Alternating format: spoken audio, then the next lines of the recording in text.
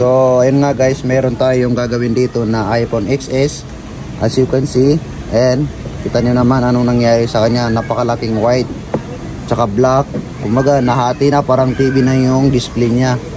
So tanungin natin si ma'am kung bakit nangyari ito sa phone, kung anong dahilan. Ma'am, ano nangyari ba dito ma'am? Nalaglag lang po sa ano. Nalaglag. Pa ganito o patayo o patagilid? Ganyan po. Pa ganito? Pa ganyan? Patay pa ganito. Ganito? Ah, ayun. Nalaglag daw guys. Saan daw nalaglag ma'am? Sa harap po ng church. Yun, nalaglag daw habang nagsisimba si ma'am. So, palitan po natin to ng screen.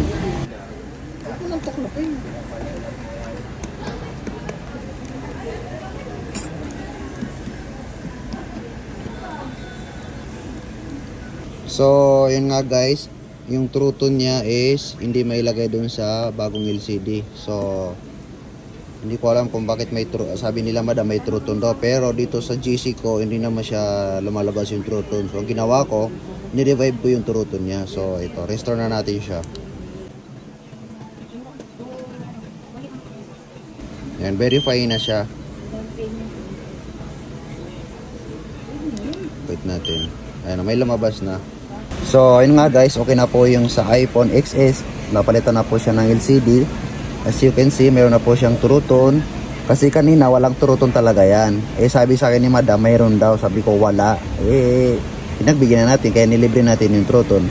So, sa may gusto magpagawa sa amin, mag-PM lang po kayo sa aming FB page, cellphonerepair.eb. Huwag nyo rin po kalimutan mag-like and follow. Maraming salamat po and God bless. Ingat kayo.